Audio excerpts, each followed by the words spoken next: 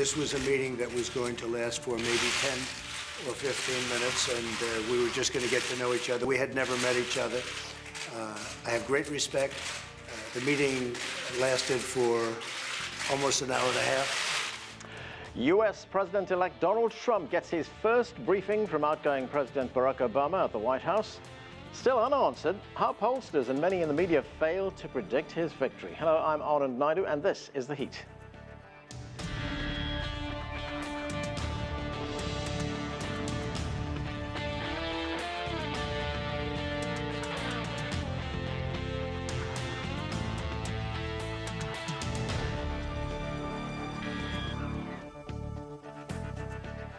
By most accounts, Donald Trump's win came as a surprise to all but his millions of supporters. Going into election night, the conventional wisdom had Hillary Clinton winning in a close race. But political prognosticating is not an exact science. Still, most pollsters and political analysts are really this far wrong. So what happened? We'll put that question to our distinguished panel. Joining us here in Washington is civil rights activist and talk show host Joe Madison. Kiely is with us here in Washington as well. She's covered U.S. politics for more than 4 decades. Mary C. Curtis is an award-winning journalist and columnist for Roll Call, a political newspaper. She joins us from Charlotte, North Carolina.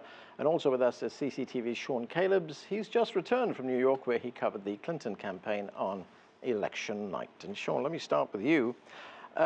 In hindsight, how did the U.S. media get this so far wrong?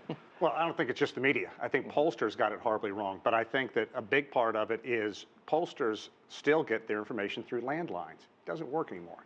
You can't do it. If you go online and try to do it, I was trying to read some articles into what they did wrong. I had to, some cases, answer questions before I could read those articles. So I just lied on the questions just to see what would happen. What's going to stop anybody from doing that? Secondly, I think that a lot of the media wanted to believe that Hillary Clinton was going to win. They knew it was going to be close, but they thought, she'll win. People will turn out. And then lastly, I think the media in large part ran with that story so much that if you're on the fence, look, Hillary Clinton is not Bill Clinton. She's not a Barack Obama. She's not the kind of campaigner that makes people feel passionate, wants to turn out to support this person. And if you're on the fence and you know that she's got a 4 or 5 percentage point lead and the margin of error is 2 or 3 percentage points, I'm just going to stay home and watch, see what happens. Early voting was great, big numbers. Latinos, African Americans were good, but not in the numbers they were in 2008 and 2012. And then lastly, people did not want to believe, especially the media, this disenfranchised group of white, especially male voters. Right. And look, this may not settle well with some people, but if you've been privileged all your life, suddenly being treated fair seems like oppression. And so they feel, I've been vilified in some fashion over the past 8 years. I'm going to go out and get my life back. And that, our country's changing. This country's changing. Right, just one more question before I get to the rest of the panel. You were in New York the night of the election. The Clinton camp appeared pretty confident going into the election. Where were they getting their information from? From the media, or did they miss the Trump effect as well? Well, they clearly get their information. I mean, she had a phenomenal grassroots organization. She spent almost 10 times as much money as Donald Trump. They were working their people in the states of Florida, in Pennsylvania, in Ohio. Okay, can we get these people out in these certain important districts? That's where they were getting their information from. They clearly missed it too, because they kind of looked beyond the early vote counting, and they were looking toward the celebration. I mean, that place was set to explode. And at the end, it more resembled an Irish wake with less booze and better music than it did anything else. It was rough in there that night, and by all accounts, Hillary Clinton was beside herself, calling friends, sobbing, blaming all kinds of people for this. And the bottom line, she could have done more. She didn't go to Wisconsin after July, so they missed it, but they missed a lot of opportunities to win states they should have won. Okay, let's bring in Mary from Charlotte. And Mary, the advertising and media industry has a term, it's called confirmation bias. Was this a case of the media confirming their own bias, being inside the bubble, confirming their bias, and getting it completely wrong? Well, that was a little bit of it, I think. There's so much emphasis on the horse race aspect, polling. You saw more emphasis on that than actual going out and reporting and talking to people.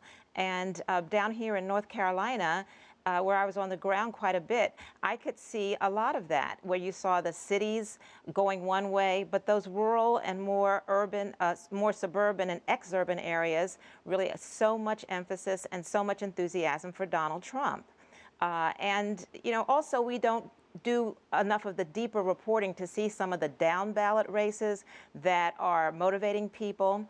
And so I think part of it is that you get the frame of the story and you go with it, and you have the polling replace, and you have pundits on these cable shows that really viewers confuse them with the reporters. And so you had so many people on these shows that are coming on with a point of view, and all they do is argue that particular point of view. Kathy, we had that, we heard about that Alicia Shepard, who was writing, she's a journalist writing in Bill Moyer's website. She said that the media depended too much on pollsters and polls. There wasn't what she called old-fashioned shoe leather reporting. They didn't go out there and talk to people. Yes, well, and that was written for our site, so thank you for bringing it up. But I think one of the, there were a couple factors here at play. There's no question this was the flub of the century, at least in this young century for the pollsters here. But I think it's important to keep in mind two things, somewhat in their defense. One is that Hillary Clinton did win. Right. She won the popular vote. Two, so it was closer than perhaps many people predicted, but she won the election.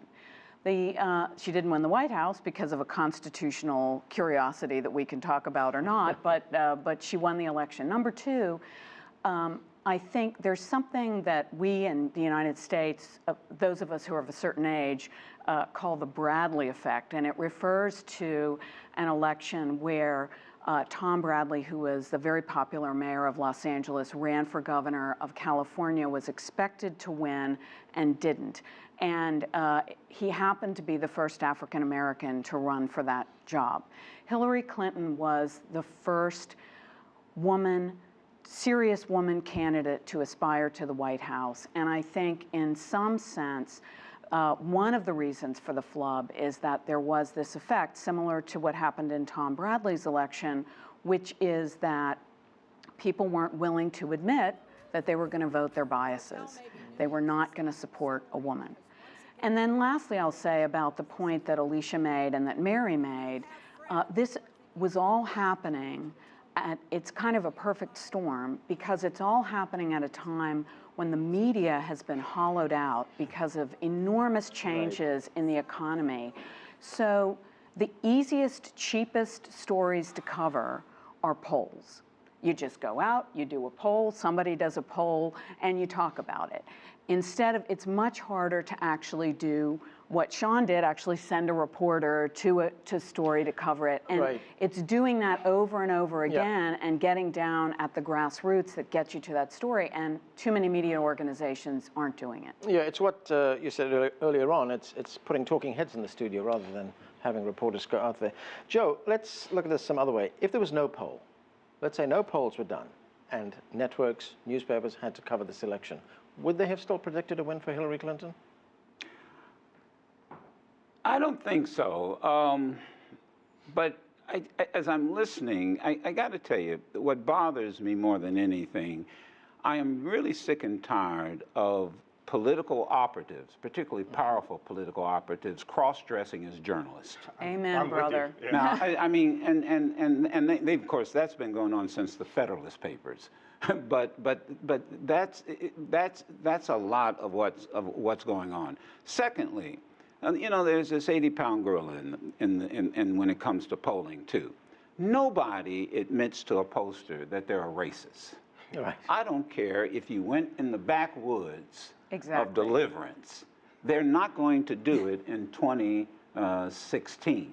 What you had here was clearly, in a large part, the revenge of angry white men. Absolutely. Who spent 8 years feeling that Barack Obama was not legitimate, nobody listened to us, and now you want us to come with the first woman?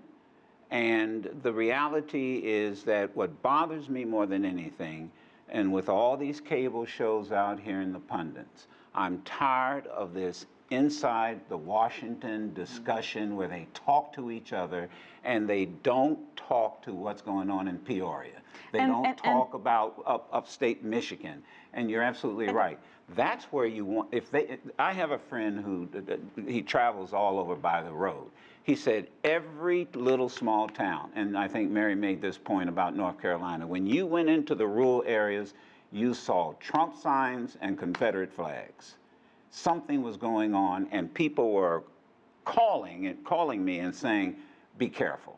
Now, that's what, in essence, it was happening. Go ahead, Mary. To follow up on that a little bit, and you see journalists making these generalizations saying it's the working class. Well, really, it's the white working class right? Because most working class people in this country are black and brown, and they did not really follow along and vote for Trump. And they're having, if not more, economic instability than these folks who voted for them. So you saw this easy, it's just the working class. And a lot of the language that Donald Trump was using was so normalized. He would be saying these things about Muslims and African Americans and women, and it would be discussed. And after a certain point, the fact that he would refer to people in these ways, it would be, part of the rhetoric. It's really just a economic message. And so many people in the aftermath are saying, wow, for so many people, this was not a deal breaker. For so many white Americans, not only was this language not a deal breaker, but wow, they're saying it's great because it's people not being PC, politically correct. And they were I agree with Joe. And they were normalizing it. It was becoming normalized. I'm sitting with, and I'm not a journalist, and I admit that. I do talk radio. I may use journalistic techniques sometimes when I have to interview people like Hillary or Hillary Clinton or Donna Brazile, as I did. But I tell you, I long for the days when the veterans I have here at this table and Mary would get back on TV, because I cannot imagine that any of you and the Sam Donaldsons and the Dan Rathers would allow Donald Trump to talk about, but to talk to reporters the way that he talked to reporters and to do things that he did to reporters in these rallies. They would not allow him to, in essence, just buffalo over them. And I just want to jump in to make a point about something Mary said, and that is the generalizations that are being made. Really do need to be checked, because I checked right before I walked in here, and one of the iconic old steel towns where Trump called it ground zero and said this is where he was going to turn things around, in Ohio. Yes, he won Ohio. He did not win the Mahoning County vote, which is where Youngstown, Ohio is. So really, I think once we really start to examine this, it was less a working class vote and more a vote of people who maybe see what happened to the working class and they're anxious. They're anxious, but I think we've seen a lot of evidence in this campaign that it's really middle class and upper middle class whites who are really at the point of the spear in the Trump movement. Sean? A couple of things I want to pick up. I hate to agree with everybody, just keeps agreeing, but I think that there's a lot of truth that hasn't been brought out. Before going to New York for Hillary Clinton's campaign headquarters, we went to Scranton, Ohio, and Scranton, Pennsylvania, and did 3 stories there. This is a town that over the last 50 years has lost all its coal, steel, and rail jobs. We did not see any Hillary signs in that union-heavy area, and we went to talk to the union, and they said, well, as a union, we support her, but individually, there are a lot of people that want those jobs back. Okay.